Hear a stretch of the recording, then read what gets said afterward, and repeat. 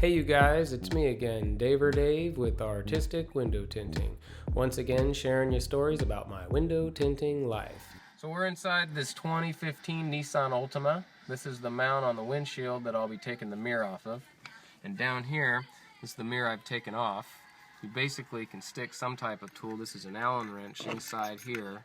And this bracket, which just presses up against that mount there, will actually hold it in place. So this tool I'm putting in here, anything that can kind of fit inside this area, you're just pushing forward to bend this down enough to get it off. So I'm just going to put this back on and then I'll take it right back off. So as I put this in here, I'm just wiggling back and forth and pushing down. And that puts it back in as saying I'm finished. But now just to show you me take it back off, I'm coming in here with my Allen wrench and just fitting it inside till I run into that little piece I showed you. Now I'm wiggling again back and forth as I push forward with my Allen wrench. It comes right off.